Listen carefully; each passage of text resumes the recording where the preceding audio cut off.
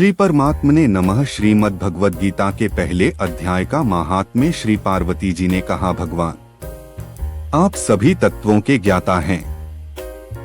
आपकी कृपा से मुझे श्री विष्णु संबंधी नाना प्रकार के धर्म सुनने को मिले जो सभी लोका स्थापित करने वाले हैं।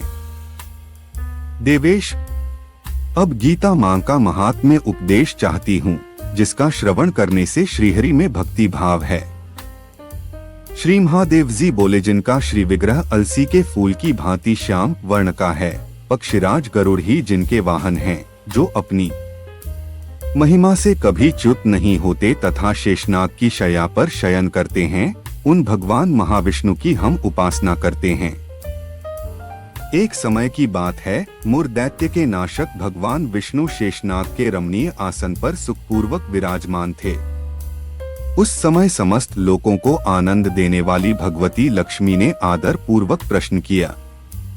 श्री लक्ष्मी जी ने पूछा, भगवन आप संपूर्ण जगत का पालन करते हुए भी अपने ऐश्वर्य के प्रति उदासीन से होकर जो इस क्षीर सागर में नींद ले रहे हैं, इसका क्या कारण है?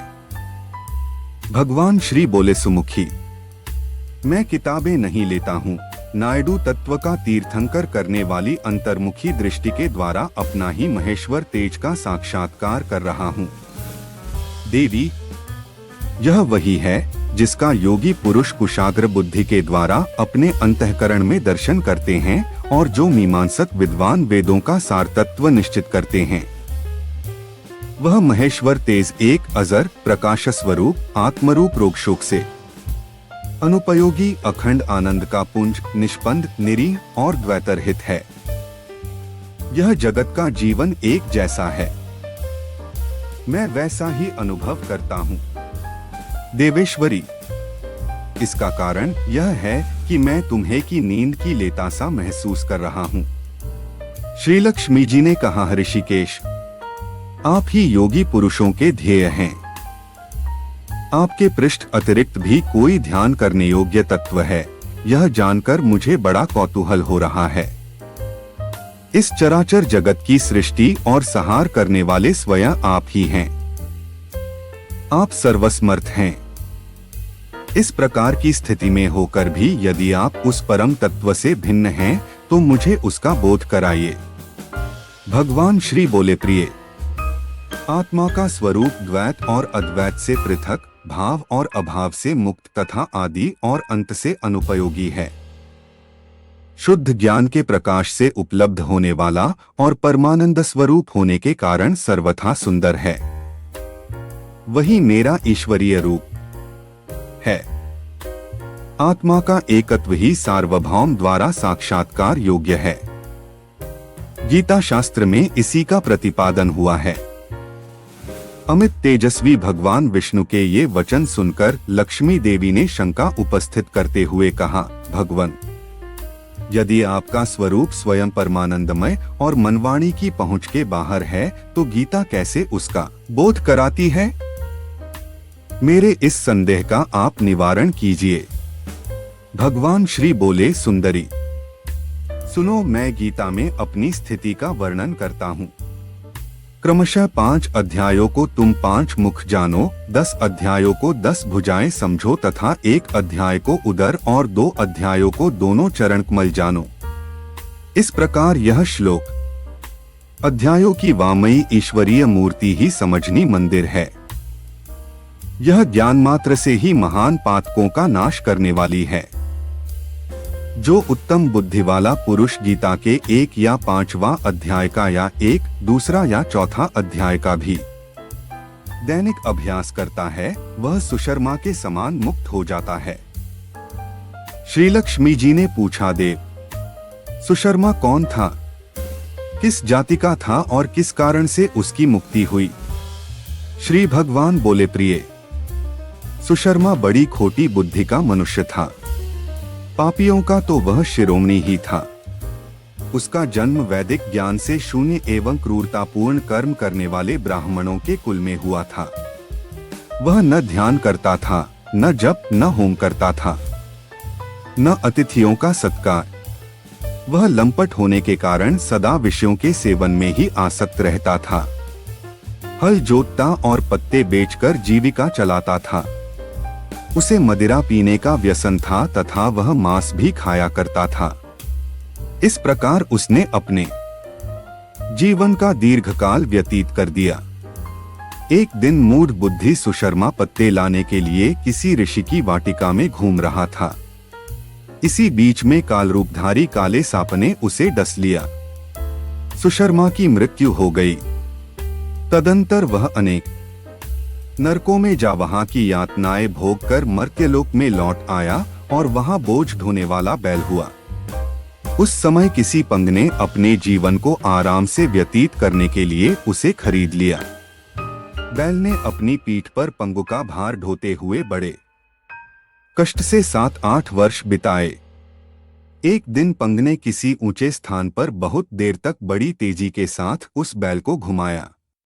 इससे वह थककर बड़े वेग से पृथ्वी पर गिरा और मूर्छित हो गया। उस समय वहां कुतूहलवश आकृष्ट हो बहुत से लोग एकत्रित हो गए। उस जन समुदाय में से किसी पुण्यात्मा व्यक्ति ने उस बैल का कल्याण करने के लिए उसे अपना पुण्यदान किया। तत्पश्चात कुछ दूसरे लोगों ने भी अपने अपने पुण्यों को याद करके उन्हें उसके लिए दान किया।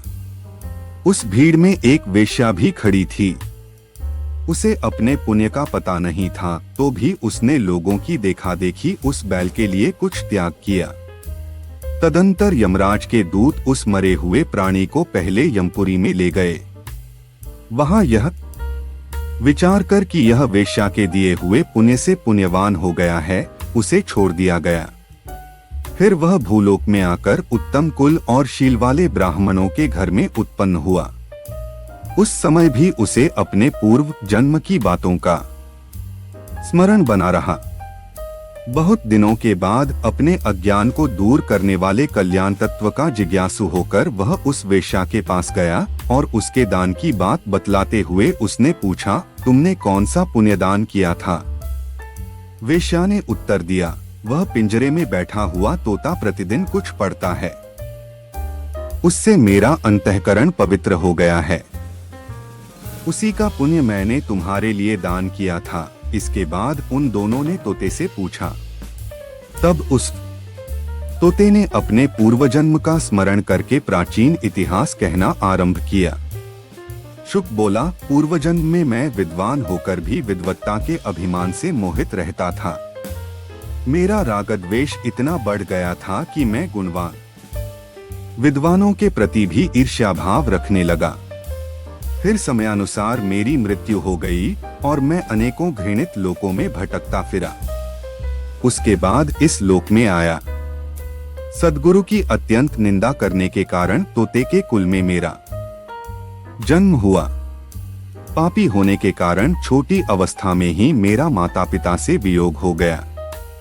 एक दिन मैं ग्रीष्म ऋतु में तपे हुए मार्ग पर पड़ा था। वहां से कुछ श्रेष्ठ मुनि मुझे उठा लाए और महात्माओं के आश्रय में आश्रम के भीतर एक पिंजरे में उन्होंने मुझे डाल दिया।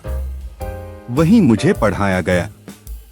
ऋषियों के बालक बड़े आदर के साथ गीता के प्रथम अध्याय की आवृत्ति करते थे। उन्हीं से सुनकर मैं भी बारंबार पाठ करने लगा। इसी बीच में एक चोरी करने वाले बहेलिये ने मुझे वहां से चुरा लिया। तत्पश्चात इस देवी ने मुझे खरीद लिया। यही मेरा वृत्तांत है, जिसे मैंने आप लोगों से बता दिया। पूर्व काल में मैंने इस प्रथम अध्याय का अभ्यास किया था, जिससे मैंने अपने पाप को दूर किया है। फिर उसी से इस वेश्या का भी अंतःकरण शुद्ध हुआ है और उसी के पुण्य से ये द्विजश्रेष्ठ सुशर्मा भी पाप मुक्त हुए हैं। इस प्रकार परस्पर वार्तालाप और गीता के प्रथम अध्याय के महात्म्य की प्रशंसा करके वे तीनों निरंतर अपने अपने घर पर गीता का अभ्यास करने लगे। फिर ज्ञान प्राप्त करके वे मुक्त हो गए। इसलिए जो गीता के प्रथम अध्याय को पढ़ता, सुनता तथा अभ्यास करता है, उसे इस भवसागर को पार करने में कोई कठिनाई नहीं होती। दोस्तों, आपको यह वीडियो पसंद आया होगा ऐसी मैं आशा करता हूँ। दोस्तों, आप मेरे इस YouTube चैनल को सब्सक्राइब करें और वीडियो को अपने दोस्तों को शेयर करें।